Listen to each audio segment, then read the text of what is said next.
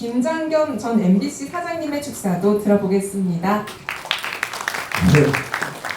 보석 같은 언론계 보석 같은 존재인 이영풍 기자의 북콘서트에 참석하게 돼서 대단히 기쁩니다. 아까 우리 정의화 의장님이 기자들에 대한 평가는 극과 극이라고 말씀을 하셨는데, 제가 87년 MBC 기자로 입사하니까 선배들이 농담처럼 이런 말을 했습니다. 기자도 기사만 안 쓰면 참 좋은 직업이다. 그런 말을 했는데, 아마 그 우리 의장님이 말씀하신 한쪽 끝에 있는 그 극단의 기자들을 일컫는 비판 쪽, 풍자하는 저의 말이었습니다. 그런데 여러분들 지금 언론계 상황 어떻게 보십니까? 차라리 기사 안 쓰는 게 낫다라는 생각이 들 정도입니다. 지금은 어떻게 보면 조작하고요, 그리고 가짜뉴스라고 말하기에는 좀 약합니다. 조작뉴스가 판을 치지 않습니까? 대한민국 근본을 흔드는 민주주의를 훼손하는 대선 공작에 가동하고 그렇습니다. 얼마 전에 보면은 JTBC가 발표한 중간 조사 결과 보면은 지금 뉴스타파에 있는 봉지욱 기자가 사실 자체를, 인터뷰 자체를 왜곡해서 짜깁기 해서 보도를 했다라고 발표를 했습니다. 물론 봉지욱 씨는 이 사실을 지금 부인하고 있지만 서버에 남은 걸 토대로 해서 조사한 결과라고 합니다. 지금 작금의 언론 상황이 그런데 그 어둠의 세력에 항거한 우리 이영풍 기자는 정말 보석 같은 존재입니다. 여러분, 그렇게 항거하기가 쉽지 않습니다. 왜냐하면요, 가짜뉴스, 조작뉴스를 통한 보복이 따라옵니다. 그리고 여러분들 그 2017년도 KBS, MBC 상황을 보면은 폭력이 또 뒤따릅니다. 또 그 웹 보십시오. 박문진이나 KBS 이사진의 학교, 근무하는 학교, 교회까지 찾아가지고 폭력 행사를 합니다. 그런 게 지금 디지털 시대니까 영상, 사진으로 곳곳에 그대로 남아 있습니다. 자, 이런 세력들에 항거한 이영풍 기자, 정말 보석 같은 존재고, 오늘 그 두 분 의장님과 서병수 의원님이 새 출발할지도 모르겠다고 지적을 하셨는데, 저는 우리 이영풍 후배가 어떤 출발을 해도 지지할 것입니다. 여러분들도 그렇겠죠? 네! 감사합니다. 안녕하세요. 고성국입니다.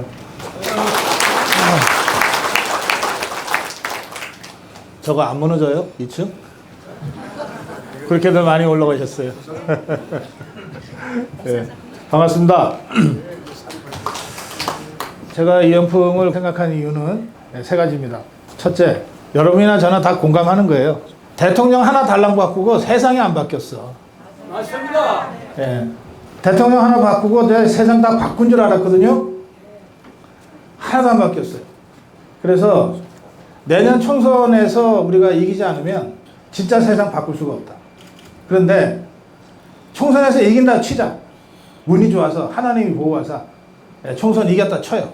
지금 국민의힘 국회의원 이것들 다시 배지 달아주면 세상 바꿀 것 같습니까? 안 됩니다. 턱도 없지. 그래서 세상 바꾸기 전에 국민의힘 국회의원부터 바꿔야 되겠다, 그렇게 결심했어요. 맞습니다. 제가 지금 매일 아침 저녁으로 생방송 하던 거 저녁 생방송 아예 걷어치우고 2달 전부터 전국 돌아다닙니다. 이유가 딱 하나예요. 지금 국민의힘 국회의원 현역 바꿔치울 수 있는 정치 신인 찾으러 다니고 있어요. 근데 저 부산 서구동구에서 이영풍이라고 물건이 하나 나왔다 그래서 급하게 달려왔어요.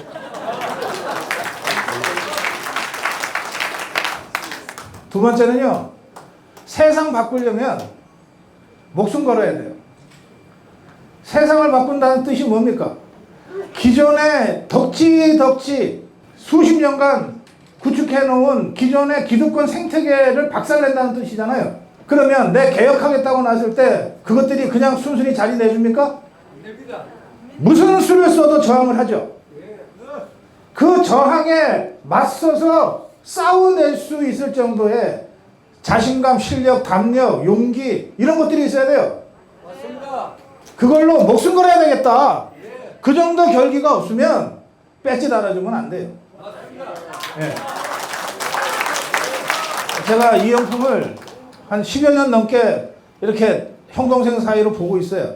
저거가 목숨 걸 것 같아. 예, 그래서 온 거예요. 예, 그러니까 두 번째 이유가 그거예요. 세 번째는 어쨌든 선거는 유권자들의 표로 이루어지잖아요. 유권자들한테 이거 좋은 상품이니까 신경 좀 써주세요라고 뭔가 내밀어줘야 되거든. 매력 있는 상품을 우리가 개발해야 돼요. 맨날 저 선거 진 다음에 유권자들이 못나서 이렇게 졌다. 그렇게 유권자들 욕하면 안 되잖아. 우리가 진짜 유권자들의 선택을 받을 만큼 제대로 된 상품을 제대로 잘 포장해서 상품을 갖다 내놓고 우리 좀 찍어주세요 했냐 이 말이에요. 예, 그 3년 전에 그 공천 보세요, 공천. 부산에 그렇게 사람이 없어서 정말 입이 더러워져서 내가 사람 이름은 얘기 안 할게요. 예, 여러분들이 더 잘 아시니까 지금 초선 재선하는 것들 저 부산에 저런 것들 공천해놓고 그냥 우리 부산 유권자들한테 어떡하냐? 어? 국민의힘이 이렇게 공천했으니 너네 민주당 찍을 수는 없지 않냐? 이러고 강요했다니까? 이제는 그런 식으로 선거 정치 그렇게 하면 안 되죠. 예. 부산 유권자도 유권자고 대구 유권자도 유권자예요. 우리 자유파라고 무조건 국민의힘이 공천만 하면 찍어주는 그런 때는 지났다 이 말이에요. 좀 웬만한 사람을 공천을 해야지. 이영풍 모시겠습니다. 내가 목숨 걸고 기득권과 싸울 것 같아서 라고 설명드렸어요. 내가 잘못 본 거 아니야? 도사님이십니다. 그래요. 제가 우리 이 기자를 이영풍을 뭐 10여 년 전부터 아주 가까운 동생으로 이렇게 알아봤지만 이번에 진짜 이영풍이 어떤 사람인지는 이번에 쓴 책 기자 수첩 이거 보면서 다시 제가 생각하게 됐어요. 그래서 몇 가지 저도 궁금한 부분이 있어서 좀 우선 질문도 드리면서 우리 이영풍의 진짜 얘기를 좀 듣고 싶습니다. 종군 기자를 했대? 예. 그게 목숨 걸고 전쟁터 가는 거 아니에요? 처음엔 그런 줄 몰랐죠. 현장 가서 알았습니다. 그때 한 40여 명의 전 세계 그 저널리스트들이 이 피격을 당해서 돌아가셨어요. 근데 대한민국 그 남성 기자들은 다 군대를 갔다 왔기 때문에 은폐 기동을 잘 합니다. 장갑차가 가면 장갑차 뒤에 따라가고 트럭이 있으면 트럭 안에 숨고. 근데 이제 서방 언론인들은 군대 갔다 온 기자들이 별로 없을 가능성이 크잖아요. 그래서 탱크 위에 타고 가다가 아이고, 40여 명 돌아가셨습니다. 그래서 제가 그 소식을 한국에 들어와서 알게 됐어요. 그래서 제가 그때 참 처음에는 아프가니스탄 간다고 이야기도 못하고 네. 짐을 싸서 서울로 갔는데 여기 오늘 우리 와이프가 와 있지만은 네. 파키스탄 간다고 제가 처음에 이야기했거든요. 거짓말? 예, 파키스탄 이슬라마에 가서 그냥 국경 근처에서 한다고 했는데 아프가니스탄으로 들어가라고 해서 제가 정말 하늘이 무너지는 줄 알았습니다. 예, 그래서 그 들어가서 전쟁이 어떤지를 제가 다 경험을 했고 여기 우리 오늘 오신 월남전 참전자회 용사님들은 현장에 또 다녀오신 분들도 계시지 않습니까? 그래서 제가 월남전 참전자회 용사님들은 저희 돌아가신 매형도 또 우리 여기 살아계신 부산의 아재도 월남전 다 갔다 오신 분들입니다. 그래서 이론과 말로만 되는 게 아닙니다. 현장에 갔다 오신 분들의 이야기를 새겨드려야 됩니다. 그래. 월남전 참전 용사님들 어디 계세요? 손 좀 들어보세요. 얼굴 많이 오셨네. 예, 박수 좀. 예. 저 선친도 월남전에 화학부대장으로 참전하셨어요. 그래서 1990년에 고엽제로 돌아가셨어요. 제 선친 뵙는 것 같으네. 자, 그리고 이 종건 기자를 제가 이제 두 번째 봅니다. 저는 이진숙이밖에 없는 줄 알았어. 이진숙이밖에 없는 줄 알았는데 여기 이영풍이도 종건 기자였네. 이미 한번 목숨 걸고 현장을 누벼본 그런 경험이 있기 때문에 전국주사파와 싸우는데 웬만한 상황에서도 당황하지 않을 자신이 있다. 저 그렇게 느꼈어요. 여러분도 그러시죠? 그리고 나서 그 책을 보니까 무슨 또 바다를 또 연구를 했어요? 그것도 무슨? 제가 사실은 네. 원래 이 바다 분야를 근무하시거나 일을 하시게 되시는 분들은 대부분이 그 친척 중에 바다와 관련된 일을 하시는 분이 계십니다. 통상적으로. 네. 근데 저희 집은 바다 관련 일하시는 분이 한 분도 없었어요. 근데 제가 이제 IMF 터졌을 때 원래 이 지금 부산 같은 경우에 해양수산 분야는 좀 입사한 지 15년 이상 된 중견 기자들이 가는 출입처였는데 네. 그때 IMF가 터지는 바람에 그냥 사회부 기자처럼 가서 그냥 부두도 들어가서 막 찍고 아하, 활동하는 예. 그런 게 필요해가지고 그때 네. 보도국장께서 들어가라고 해가지고 갔더니 다른 언론사에는 전부 머리가 허연 선배님들이 다 계셨어요. 그래서 저 혼자 기자실에 있기가 너무 좀 민망해서 저는 주로 부두를 돌아다녔습니다. 아하. 그래서 뭐 참깨 밀수 사건도 특종을 하고 뭐 못 볼 걸 많이 봤는데요. 아하. 그때 제 고등학교 친구가 지금 여기 부산의 모대학 교수로 일하고 계신데 그 친구가 너 너무 무식하다. 바다에 대해서 너무 모른다. 네. 부산에서 기자를 시작했으면 바다를 알아야 된다고 해서 네. 제가 그래서 한국해양대학교 해운경영학과 석사를 시작하게 됐습니다. 그게 오. 23년 전인데요. 네. 그걸 했더니 또 거기 교수님께서 영국에 그 저 바다 하버드 대학 있다. 거기 가봐라 해서 제가 거기 어딘데요? 하니까 영국이 카디프라고 있는데 거기 가라 해서 제가 또 거기도 가게 됐는데 또 우연하게 영국 외무성 장학금이 또 돼가지고 제가 그래서 또 다녀오게 됐습니다. 그래서 제가 바다하고 인연을 맺게 됐죠. 그 머리가 좋은 거야, 운이 좋은 거야. 운이 좋은 거죠. 네. 근데 이렇게 진짜 바다 전문가가 좀 귀해요. 뭐 바다에 대해서 한두 마디는 다들 하지만 우리가 삼면이 바다니까 그러나 진짜 바다 전문가는 귀해요. 저기 잠깐만요. 지금 저 나가려는 사람이 김장경? 네? 네, 잠깐 오세요. 바쁘실 것 같으니까 먼저 대답하실게요. 네. 네. 그러면서 이제 우리 이영풍의 언론계 선배니까 네, 연차는 좀 있지만 한 10년 정도 차이 나나요? 아니요, 그렇게 아까 95년 입사? 예, 95년. 8년 차이. 8년 차, 아니 8년이나 10년이나. 그 후배가 정말 젊은 후배가 저렇게 KBS 거대 조직을 상대로 싸움을 했잖아요. 그래서 이겼잖아. 저 김인철이 쫓아냈으니까. 네, 그거 보시면서 어땠어요? 저도 한번 그 KBS 본관 농성 현장을 가봤는데 예. 그 표정이 너무 담담하고 사실 그 이렇게 거대 조직을 상대로 한다는 게 네. 그게 두렵지 않습니까? 그 세력들은 이 이영풍 기자 개인에만 좌표를 찍는 게 아니라 이 주변 인물에 대해서 다 좌표를 그렇죠. 찍는 제가 예. 당해봤잖아요. 맞아요. 네. 예. 그러니까 또 거기에 좌편향 매체들이 일제히 따라다닙니다. 그래서 융단 폭격을 해야 돼요. 네. 그러니까 지금 이겼다고 말씀하셨는데 끝난 게 아니에요.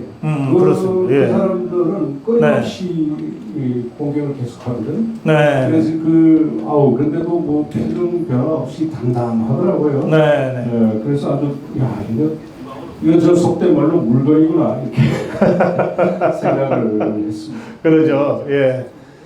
말씀하신 대로 이게 저는 일단 김해철이 쫓아내는 데 성공해서 이겼다고 했지만 이게 이제 시작이에요.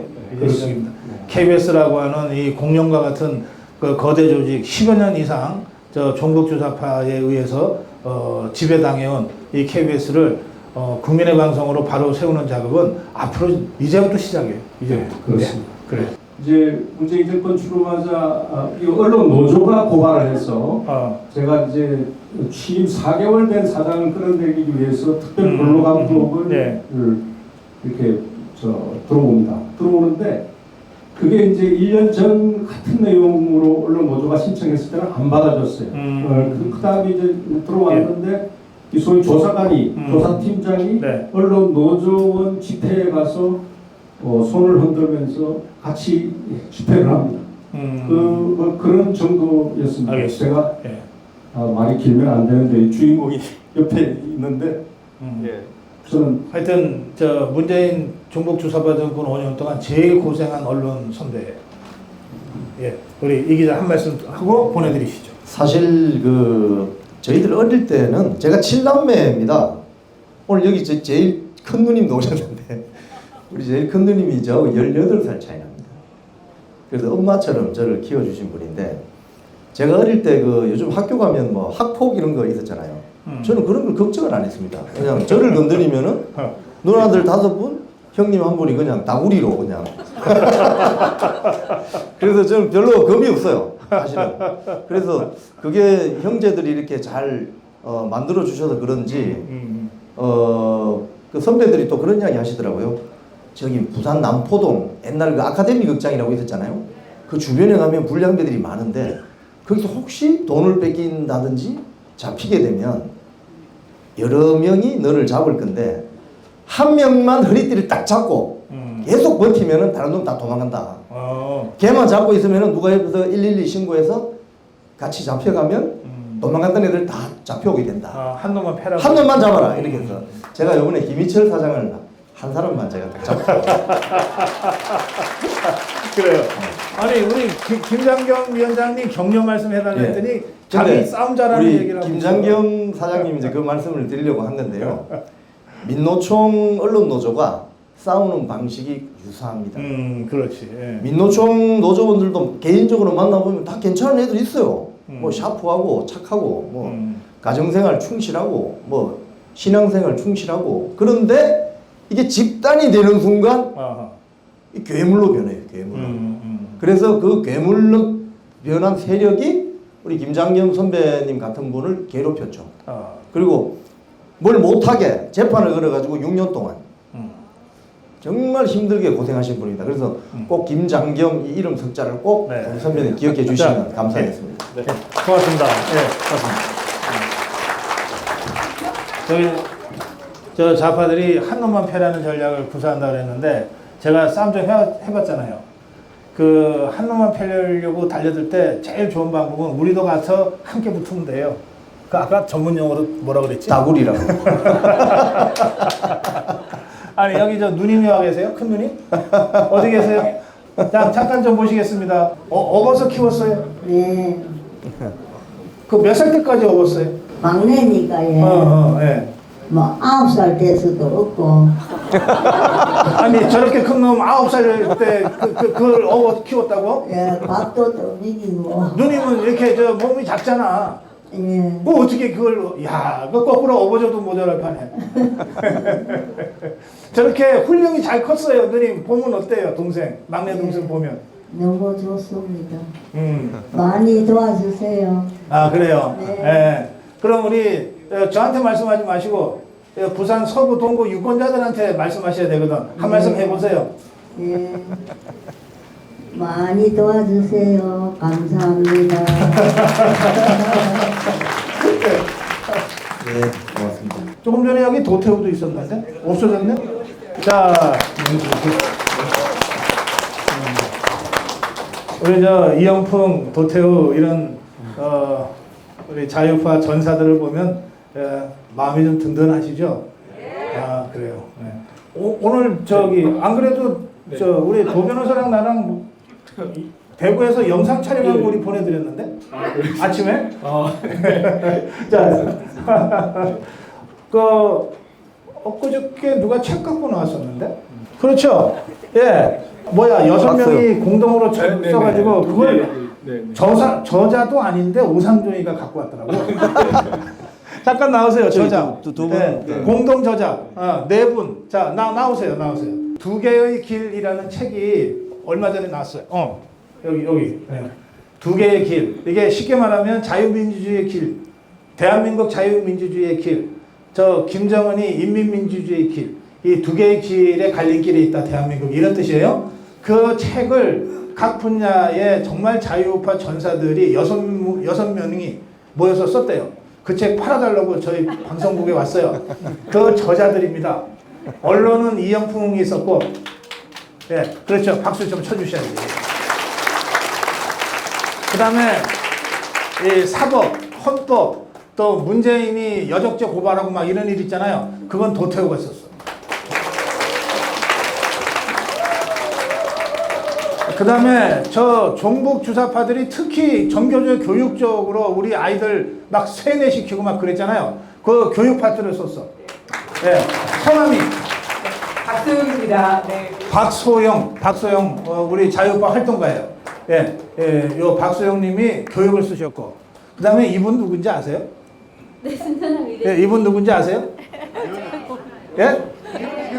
제가 이분 때문에 우리 저 고성국 TV 책을 문 닫을 뻔했어요.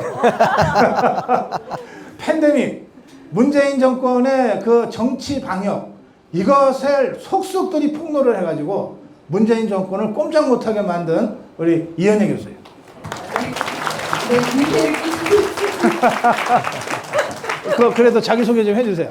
네, 안녕하십니까. 순천향 의대 이은혜입니다. 저는 일단 이영품 기자님 이 기자수첩 출간을 축하드리고요. 이 바쁘신 분이 언제 이런까지 다 쓰셨는지 박사하기로 했다는데 거의 1인 4역 정도 하신 것 같은데 출간을 축하드립니다. 그리고 이제 저희가 같이 썼던 두 개의 기일에서 제가 맡은 챕터는 방역 패스, 백신 패스가 정당했냐 이제 이런 거에 대해서 썼는데 이 유튜브로 나가면 또 이게 고초를 당하시기 때문에 궁금하신 분들 책으로 봐주시면 감사하겠습니다.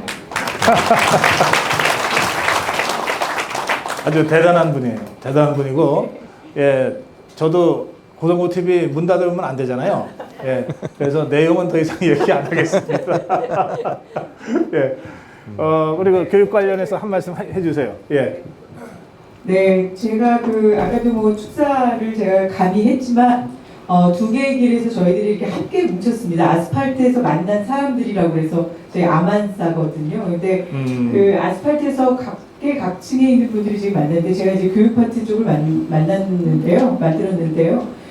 생각보다 심각하더라고요. 제가 사실 입시 비리 관련돼서 막 얘기하다가 조국 사태 터지고 막 난리가 났어요. 그래서 제가 백분 토론도 나가고 숙명여고 사건으로도 백분 토론 나가고 했는데 그거보다 더 심각한 게 역사교육 문제, 전교조 문제, 그리고 박근혜 정권에서 만들었던 국정교과서를 문재인 정권에 들어서자마자 폐기한 이유, 도대체 이해가 안 가는 거예요. 그런 자료들을 찾아보다 보니까 얘들은 거대한 그 흐름이 있더라고요. 그래서 좌파 교육감들 10년 뭐 이런 것들을 저도 엮었습니다. 여기 요 대목에서 잠깐 설명. 문재인이가 대통령이 된 다음에 제일 먼저 한 일이 국정교과서 폐지에 서명한 건데, 이 국정교과서는 법률이 필요하지 않고 그 대통령령, 그 장관령으로 이 국정교과서를 채택하기도 할 수 있고 없앨 수도 있어요.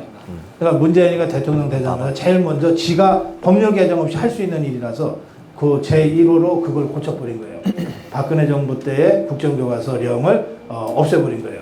그러니까 그 말씀하신 거고, 이 교육 문제는 제가 우리 박소영, 죄송해요. 예, 제일 싫어하는 사람이 박선영이래. 우리 작년에 지방선거 할 때, 그 교육감 선거, 진짜 우리 답답하게 했죠. 그 서울시 교육감. 그것들 그냥 지금이라도 그러고 보니까 이게 부산에 조전혁이도 거기 하나 껴있네. 조전혁이, 박선영이. 이 단일화를 못해갖고 우리가 또 조희연이한테 헌납했잖아. 근데 그때 그 교육감 단일화를 해야 된다고 1년 전부터 준비했던 분이에요. 예. 그래서 진짜 고생 많이 하셨어요. 진짜 고생 많이 하셨는데 어쨌든 서울시 교육감은 그랬지만 이제 이렇게 네 분이 딱 서 있는 거 보니까 든든하죠. 예, 이영풍이 혼자가 아니구나 저게. 예? 예, 좋은 동기들이 있구나. 자, 우리 도태호 변호사의 한 말씀 듣고. 예. 네, 우리 이영풍 기자님 잘생겼죠? 네. 정치요? 네. 우리 젊은 사람들은 다 586 운동권인 줄 알았더니 그게 아니고 자유의 투사도 이렇게 있다. 그죠? 네. 우리 이영풍 기자님 같이 우리 젊은 자유의 투사들이 뭉쳐서 대한민국 새로 만들어 갑시다. 감사합니다. 고맙습니다. 여기 이영풍은 부산의 동구 서구죠? 동서. 지금 지역구가. 예? 저는 동구에서 초중고를 다 나왔습니다. 동구 서구죠? 지역구가. 서동구가. 서동구나 동서구나. 저 뭔 생각하고 있는 거예요? 너무 좋아가지고. 자, 여러분 기억하기 좋으시라고. 이영풍은 부산의 서동구, 동서남북의 서동. 그러면 여기 도태우는 대구의 중남구야. 중남구, 북부 높고 중남구. 요 둘이 나란히 대구에서 부산에서 우리 자유파의 젊은 바람, 새로운 바람을 불러넣겠다고 지금 무모한 도전을 하고 있거든요. 두 분께 함께 격려의 박수 보내주세요. 감사합니다. 그래도 또 이영풍하고 또 이런저런 얘기를 해야죠. 아까 말씀이 잠깐 나왔는데 서동구 어떤 인연이 있어요? 제가 이제 초등학교 때부터 동구에 쭉 살았었습니다. 그래서 동구 수정동, 초량동 아, 이쪽은 뭐 그냥 눈 감고도 다 골목 다 다니죠. 그리고 친구들 오늘 우리 초등학교 동기들도 왔는데 네. 우리 친구들하고 이제 거의 초등학교 동기들 손 들어보세요. 몇 명 왔네. 네? 집행부입니다. 아니 학교를 도대체 어떻게 다닌 거야? 집행부. 집행부 또. 예, 그리고 그 중학교는 또 서중학교라고 아. 제가 그 동일국민학교 바로 뒤쪽에 있는 서중. 서중을 나왔고 고등학교는 제가 사실 부산고등학교 그 옆에 살았거든요. 아. 저희들은 뺑뺑이지 않습니까? 그래서 저는 그 좌천동에 있는 금성고등학교로 아 금성고등학교. 예, 나가지고 금성고등학교에서 제가 졸업을 했습니다. 그래서 우리 금성고등학교 선배들께서도 오늘 많이 오신 것 같은데 제가 많은 기용을 받고 있죠. 아 그래. 그럼 여기 저 국민학교 친구가 있다고요? 예. 한 분만 좀 잠깐 모실게요. 어서 오세요. 안녕하세요. 그러면 초등학교 예, 국민학교 때가 아니라 초등학교 때죠? 동일국민학교. 아 동일 국민학교 때였어요? 예, 예. 세대가 도대체 어떻게 되는 거야? 동일 국민학교 몇 년도에서 몇 년도? 우리가 보자 77, 8년. 78년. 예. 그래서 83년. 아 그래요. 그때의 이영풍이를 기억합니까? 저는 또 중학교 갔으면 동기라고. 아 그래요? 예, 그 기억하는 대로 좀 말씀해 주세요. 이게 감사합니다. 어떤 인간인지를 유권자들한테 설명을 하셔야지. 예, 그건 확실히 말할 수 있습니다. 영풍이가 일단은 지도력이 있습니다. 지도력이 네, 반장을 많이 하셨고요. 반장을. 네. 아니 근데 친구 사이에 무슨 하셨구야. 제가 그때 맞을 뻔했어요. 예, 그리고요. 예, 그리고 일단 의리가 있습니다. 의리가 있고. 예, 그리고 친구도 잘 챙기고. 친구 잘 챙기고. 그리고 뭐 이건 좀 정치적인 관련인지 모르겠는데 본인이 지금 알고 있는 동구 서구의 문제점을 너무나 잘 알고 있어요. 네, 그래서 책임자라고 생각합니다. 아 그래요. 네, 확실히 믿고 있습니다. 근데 그거하고 이 국정을 잘하는 것하고 좀 차원이 다르잖아요. 뭐 학교에서 잘했으면 잘 하겠죠. 학창 시절에 그만큼 학교를 잘했으니까. 그래요. 그러면 우리 이영풍 친구한테 네. 어떤 정치인이 되길 바라십니까? 국민들을 편하게 해주셔야 되는데 지금 불편하게 하시는 분들 너무 많아요. 그분들보다 나은 사람이 되었으면 좋겠습니다. 대표적으로 불편하게 하는 정치인 누구? 많습니다. 누구? 뭐 여기서 말씀드릴 수는 없거든요. 그래요. 아주 우리 이영풍 친구에 대한 아주 믿음이 아주 깊으네요. 예. 이영풍이 하면 뭐든지 다 잘할 거다. 그럼 믿고 있습니다. 여러분들 믿으시죠? 고맙습니다. 예. 잠깐만. 우리 친구는요. 아들이 이번에 은메달 땄나? 아시안 게임? 네, 다이빙 국가대표 우하람 아버지입니다. 하람. 예. 우하람. 야, 너 다이빙하면 엄청 간이 크네. 제가 좀 물을 좋아했죠.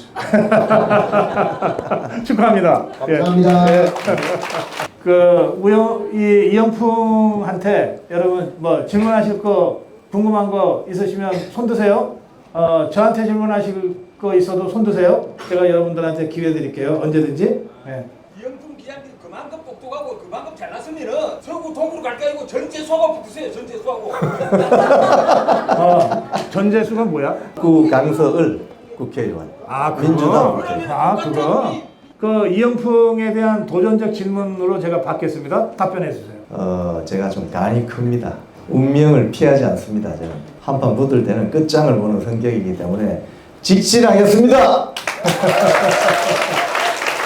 근데 뭐 제가 그래도 한 40년 정치평론했는데 말씀하시는 그 전재순과 하는 친구 뭔지 제가 누군지도 잘 모르는 친구인데 그걸 대단한 사람처럼 생각하고 이영풍이를 험지에 보내듯이 그렇게 말씀하시니까 좀 그러네요. 예. 제가 그 북구 그 상황을 제가 잘 아는데요. 예, 박민식이랑 붙었던 그렇죠? 예, 거기는 누가 나가도 내년에 이기게 돼 있습니다. 예, 이영풍이 아니라 누가 나가도 이기게 돼 있습니다. 자. 출루가분이 나오셔도 부정선거 때문에 그래요. 그게 자, 부정선거에 대해서 어떻게 대비할 거냐? 이번 국정원 발표를 보니까 좀 우려가 있죠. 그건 이제 정책적으로 앞으로 남은 시간 동안 잘 대비를 해야 된다고 생각하고요. 부정선거를 주장하는 정확한 팩트, 어떤 대안을 가지고 있어야 된다고 생각합니다. 이번에 그 언론에 보도된 국정원의 조사 결과를 예의주시하고 있습니다. 그래요. 예. 그 민경욱이라고 알죠? 아, 지금 부정선거 말씀하시니까 갑자기 민경욱이가 생각이 났어. 민경욱이라고 있어요. 예. 그 제가 민경욱하고 민경욱이 그 프로그램 방송, 라디오 방송 진행할 때 한 3년간 제가 패널로 고정으로 나간 적이 있어요. 그래서 민경욱이 참 재밌는 친구야. 예. 뭐 마술도 잘하고, 예. 춤도 잘 춥니다. 예. 뭐 하여튼 그래 다 재가능해요. 근데 이제 어느 날 민경욱과 진지하게 얘기를 하는데 민경욱이 그러더라고요. 아, 박사님, 저는 KBS 입사할 때 꿈이 KBS 사장이었습니다. 그러더라고요. 그러면서 제가 KBS 사장이 꿈이라고 했더니 주위 사람들이 좀 이상하게 보고 놀리고 막 그러던데, 아니 삼성그룹 입사하면서 삼성 회장, 삼성 사장 이걸 목표로 하는 게 너무나 자연스러운 것 아닙니까? KBS 입사하면서 KBS 사장을 목표로 한다. 정치권 임명하면서 대통령을 목표로 한다. 그게 뭐 이상합니까? 그러더라고요. 그럼 말이 맞죠. 민경욱이 KBS 사장은 못됐지만 그래도 그 언론계에 아주 큰 역할을 하고 앞으로도 역할을 할 거라고 저는 기대합니다.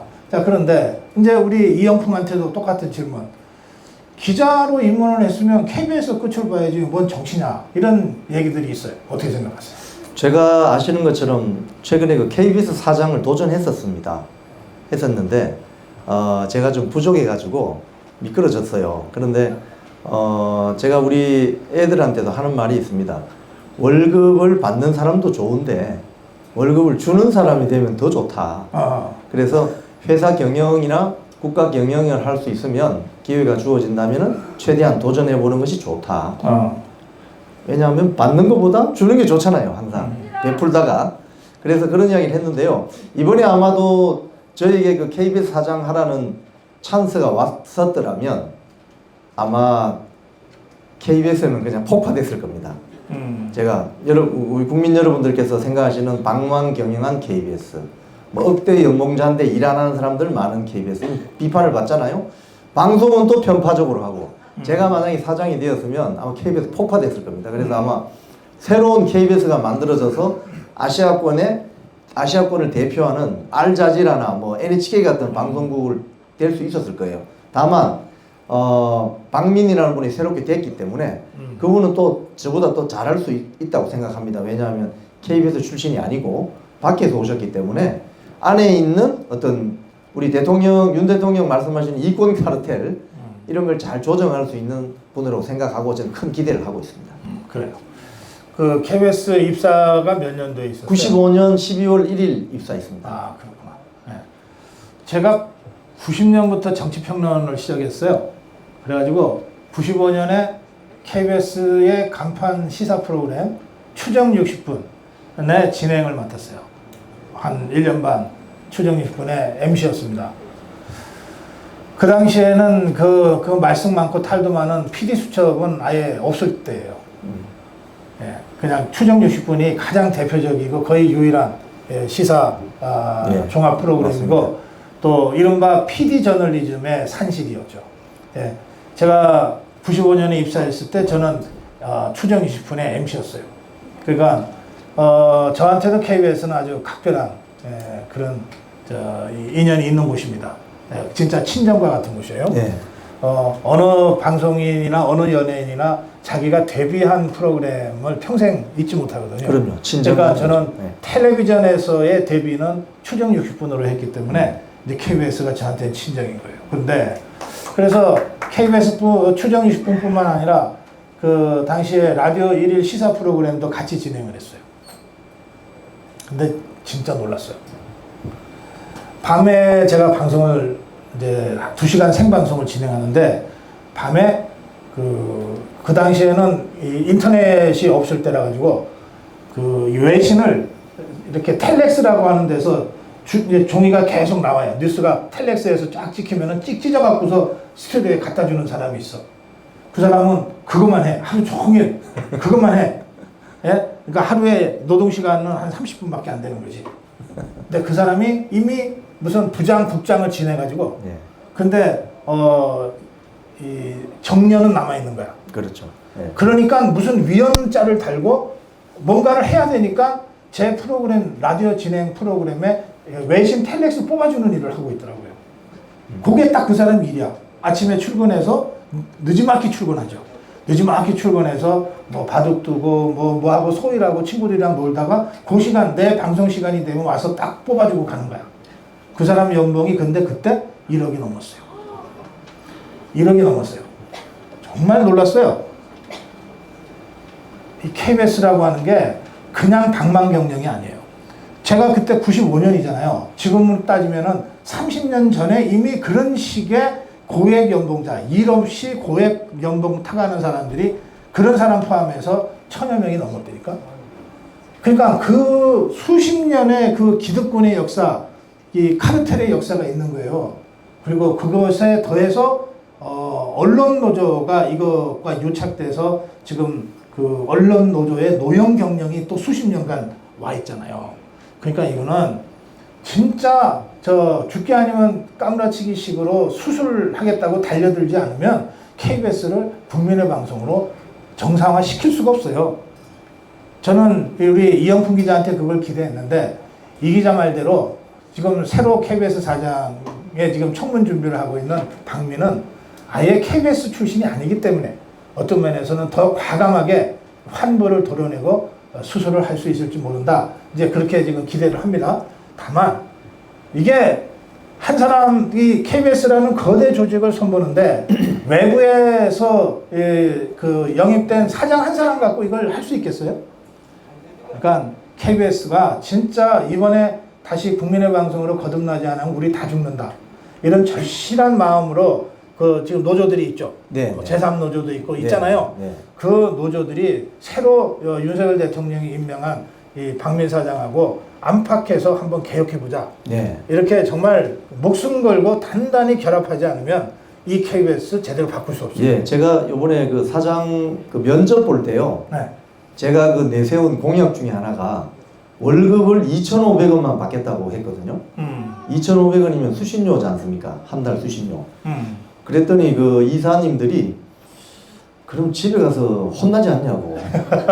그래서 제가 결심을 하고 나왔는데, 네. 너무 뜬금없다. 이런 반응이셔가지고 제가 뭐라고 말씀을 드렸냐면은, 네.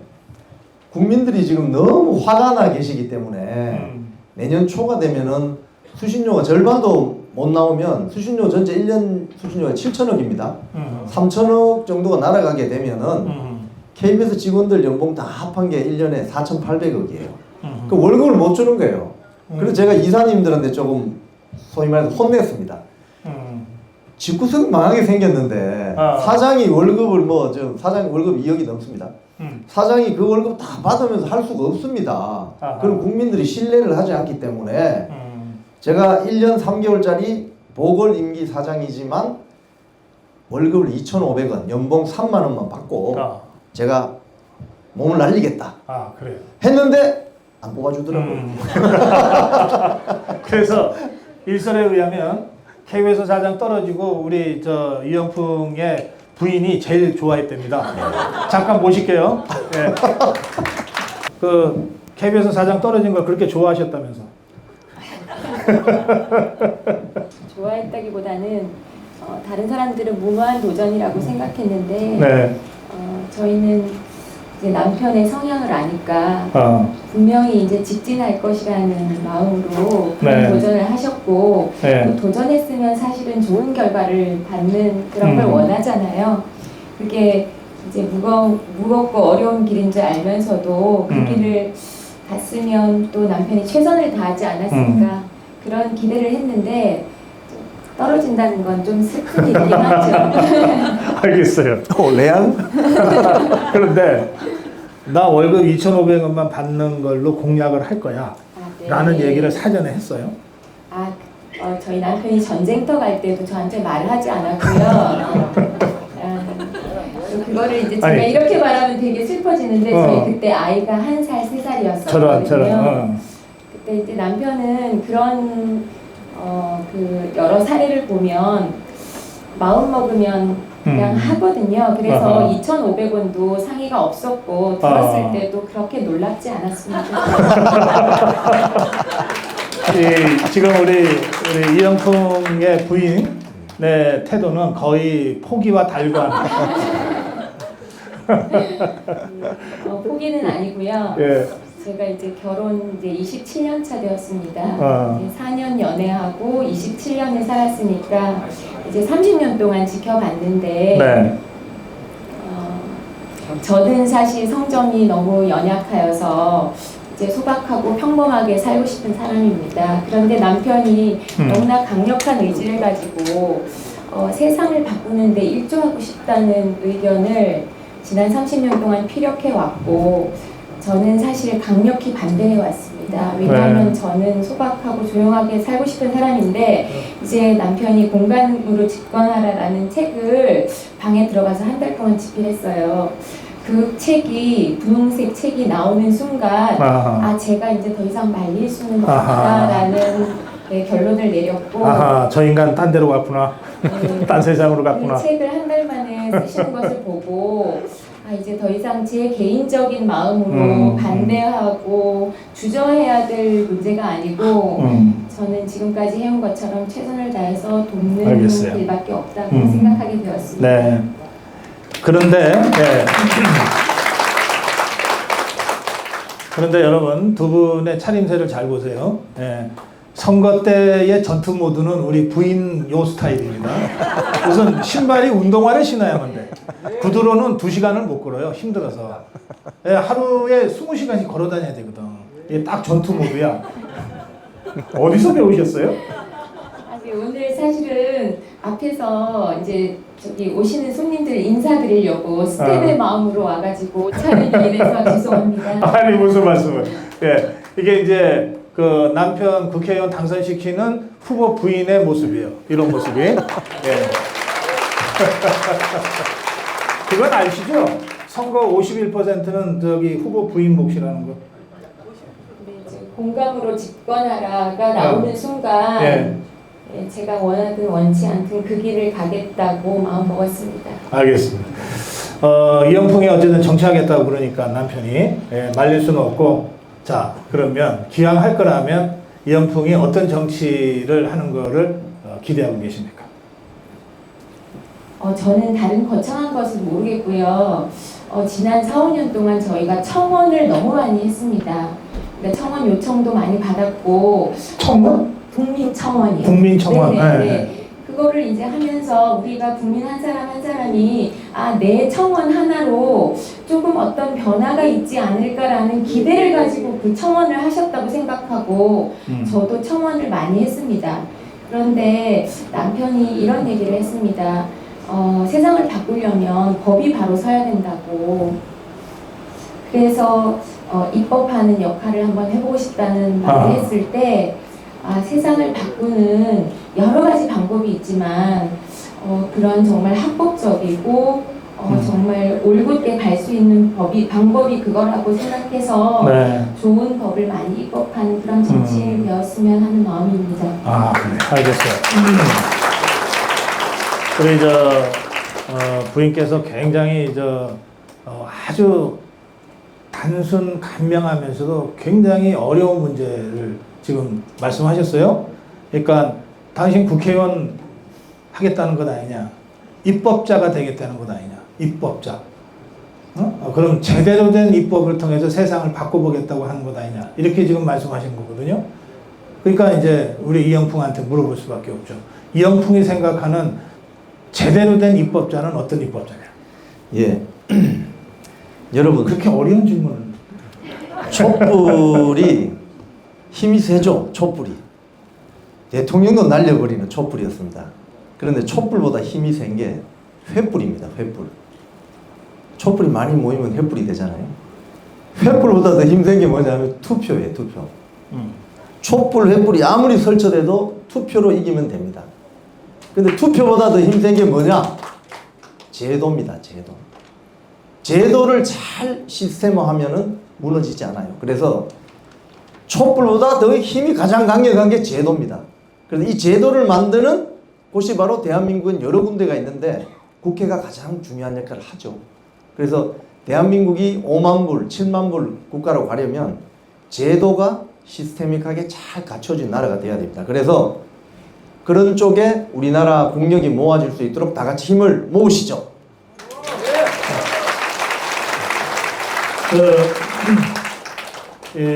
중동부에 사시는 분들은 아마 이영풍보다는 우리 부인 모습을 더 자주 보게 될 거예요.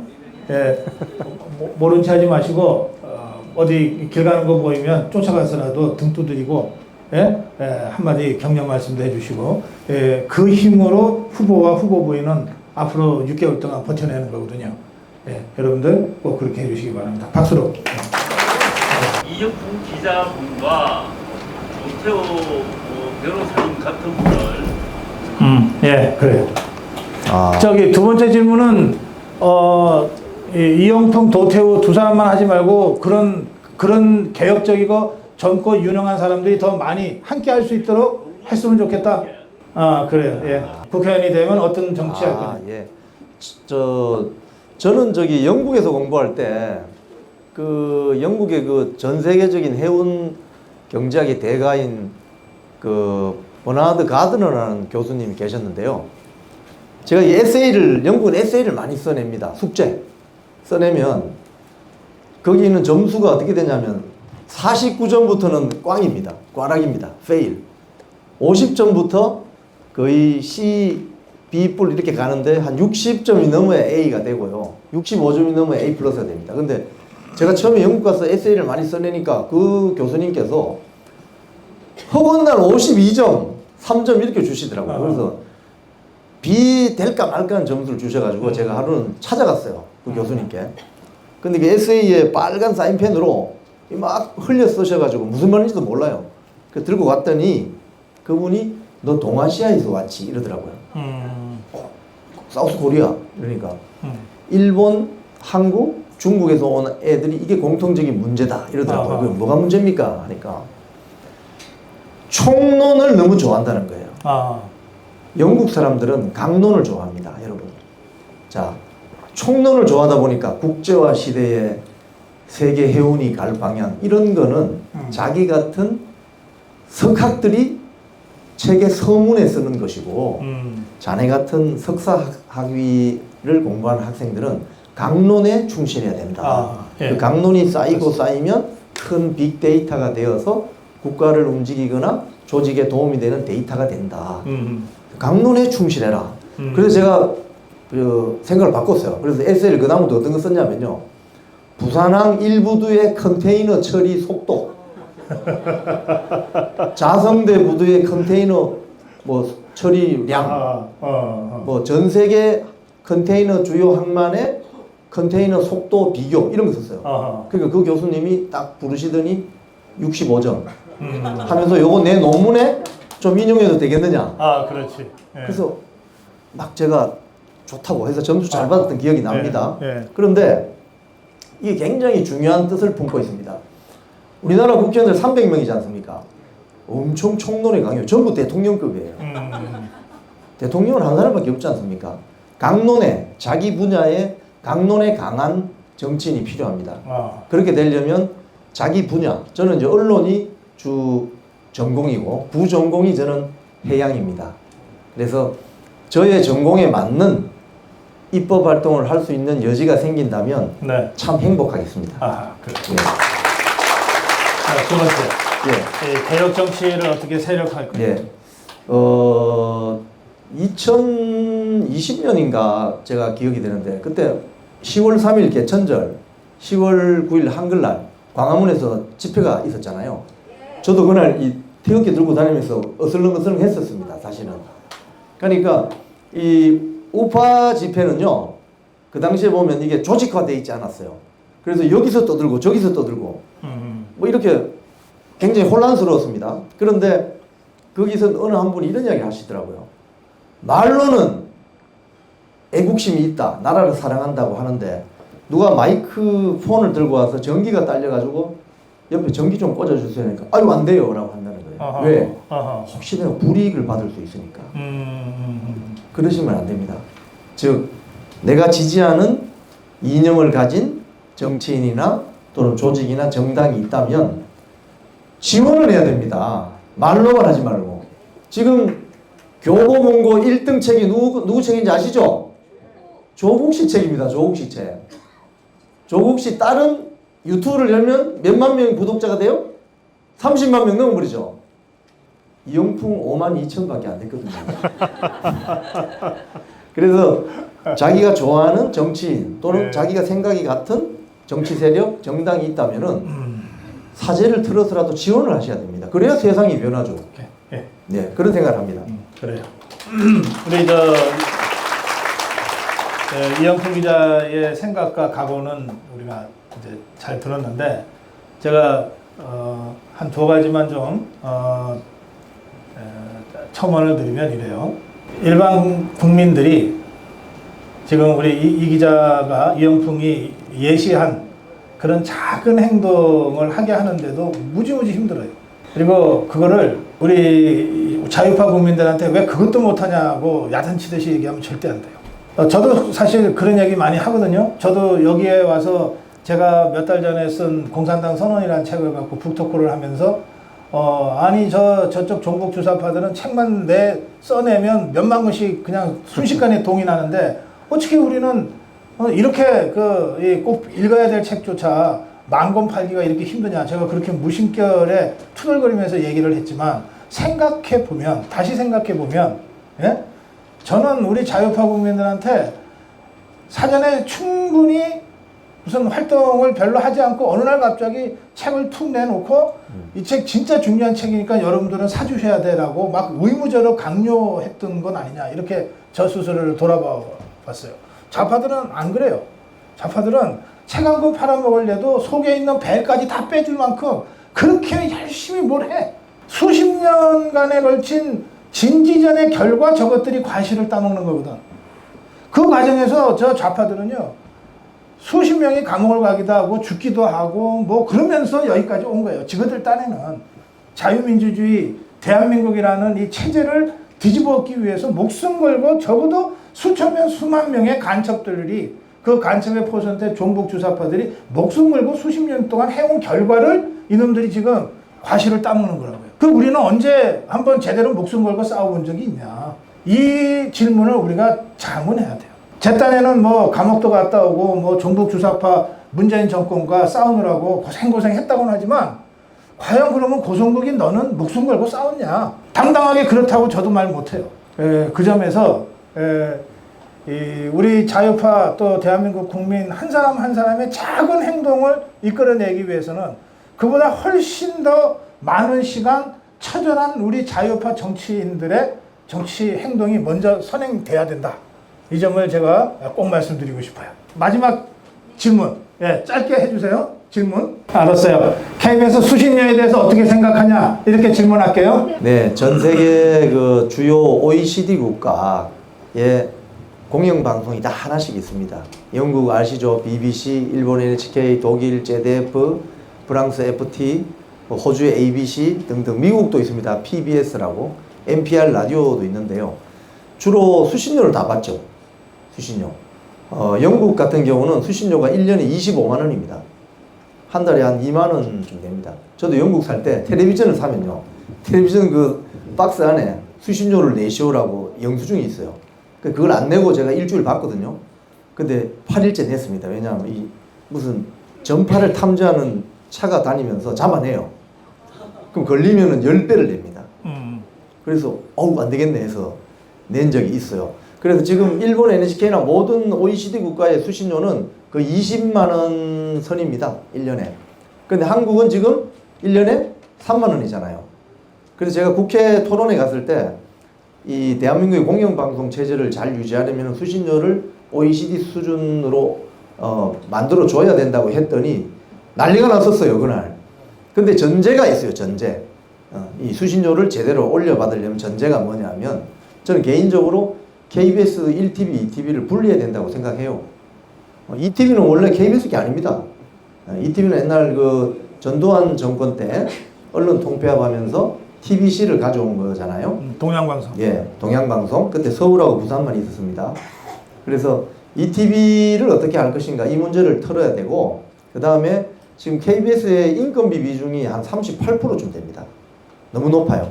사실은 SBS 한 25%쯤 되는데, 그래서 이런 부분들은 순차적인 어떤 구조 개편을 통해서 국민들에게 메시지를 보내줘야 됩니다. 우리도 방만 경영을 해소하고 또 아시아를 대표하는 어떤 글로벌 공영방송이 될 수 있다는 걸 보여줄 때 국민들이 동의해야 수신료를 낼 수 있는 거 아니겠습니까? 그죠? 수신료를 1년에 7천억씩 걷어가는데 국민들이 동의하지 못하시면 이건 안 되는 거 아닙니까? 사실. 그래서 그래. 지금 김희철 이번 해임 사태도 그렇게 시작된 겁니다. 워낙 편파 방송을 해야 되니까. 그래서 이 편파 방송을 막을 수 있는 여러 가지 제도적인 장치를 해야 되고요. 그게 우선이 되어야 그 다음에 정부 재정이라든지 이렇게 이제 공적 재원을 마련해 줄 수 있는 제도적인 게 나오리라고 보고요. 내년 총선이 지나면 아마도 저는 개인적으로 예상할 때 방송법을 전면 재개정하자는 움직임이 생길 것입니다. 아마 ETV 분리 또는 교육방송 EBS 뭐 이런 아리랑 TV를 다시 KBS로 가져오는 등등의 이런 걸 할 수 있는 게 결국은 국회입니다. 국회에서 입법을 해줘야 되거든요. 그걸 했을 때 아마 말씀하신 수신료 문제나 이런 것들을 제도적으로 풀어갈 수 있지 않을까 그렇게 생각을 합니다. 예. 네, 감사합니다. 아까 우리 저 영국의 교수한테 제대로 배운 것 같아요, 그죠? 보통은 정치인한테 수신료 질문하면 방송 공영화를 해놓고 국민적 동의하에서 합리적 기준으로 수신료 조정하겠습니다. 이거보다 예? 그야말로 총론이지. 근데 이영풍은 그렇게 안 하잖아. 예? 얼마고 그렇게 해서 아주 디테일하게 가잖아요. 예, 그러니까 이게 악마가 디테일이 있다 그러잖아요. 천사도 디테일이 있어. 예? 예, 이영풍 믿을만 하죠. 예. 자, 오늘 우리 이영풍과 함께한 북콘서트 이영풍의 마무리 인사 말씀 드리면서 오늘 시간 정리하겠습니다. 아까 제가 동영상을 보면서요 혼자도 조금 울었습니다. 왜냐하면 전들 60세 되어서 정년하고 꽃다발 받고 KBS 문을 나서고 싶지 않았겠습니까? 그런데 어쩌다 보니 이 보도국 간부가 저를 불러서 겁박을 하길래 한번 소리를 지르고 사장 나가라고 했더니 그게 불이 붙어가지고 제가 쉽게 말하면 벼락 맞았습니다. 벼락. 근데 벼락 맞아가지고 처음에 보도국 그 복도에 그냥 의자 하나 가져와서 슬리퍼 신고 앉아가지고 그냥 농성을 했거든요. 아무도 쳐다봐주지 않더라고요. 그래서 제가 이튿날 그 생각을 했습니다. 여기 있다가는 죽겠다. 밖으로 나가서 국민들하고 같이 싸워야 되겠다. 해서 제가 밖으로 나온 거예요. 근데 KBS에 있을 때는 KBS가 난 줄 알았는데 나와 보니 저희 유튜브를 보시고 또는 우리 고성국 박사님도 유튜브를 보시고 갑자기 한 분, 10분 뭐 막 오시기 시작하는데 제가 그냥 집에를 못 갈 정도로 그냥 붙잡혀 있었습니다. 계속 오셔가지고 악수하고 화한 보내주고 뭐 누구는 밥 가서 한 박스 가져오고 물도 갖다 주고 심지어는 집에서 뭐 과일 깎은 것도 갖다 주고 이래서 제가 이야 이거 큰일 났다 이거 이제 이거는 제 혼자의 의지로 되는 게 아니고 저희 운명의 파도가 치는데 그냥 여기 파도에 맡겨 그냥 가야 되겠다. 그랬더니 김희철 사장이 날아가 버렸어요. 어제 뉴스를 보셨겠지만 자기의 해임을 취소해달라고 가처분 신청 내온 것도 판사가 기각했습니다. 이제 못 돌아옵니다, 그 사람은. 그래서 이런 힘이 가능할 수 있었던 것은 제가 뭐 잘나서 또는 뭐 제가 뭐 조금 잘생기긴 했어요. 제가 생각해요. 잘생겨서 그런 게 아니고 국민 여러분께서 자꾸 야 너 가서 잘해봐 미니까 거기에 밀려가지고 제가 한 것이지 제가 뭐 이렇게 뭐 계획이 있거나 그런 게 아니었습니다. 저의 계획은 사실 저도 억대 연봉 받으면서 60세까지 그냥 조용히 살다 가면 됐는데 저희 운명이 가다 보니까 이렇게 됐습니다. 그래서 이제 남은 저희 운명은 제게 아니고 바로 국민 여러분 것입니다. 예. 예. 국민들이 보내주는 화환 있잖아요. 힘내라. 이게 윤석열이 받고 이영풍이 받았어. 다른 사람은 아직 받은 적 없어요. 예, 우리 이영풍 기자의 마지막 인사말. 예. 어쨌든 국민들이 떠밀어서 여기까지 왔다. 예, 난 국민들이 미는 대로 직진할 수밖에 없다. 이게 내 운명이다.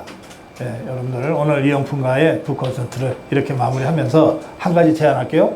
제가 지금 여기 무대에서 이렇게 진행을 하니까 보통 끝난 다음에 여기서 사진 찍잖아요. 그러지 말고 이영풍 기자하고 저하고 내려갈 테니까 여기 기자들이 일로 올라와서 이 전체를 한번 저 2층에 계신 분들까지 좀 찍어주시면 좋겠어요. 그러면은 그림이 잘 나올 것 같아요. 그렇게 조금 협조해 주시고 오늘 마무리하겠습니다. 박수로 마무리합니다.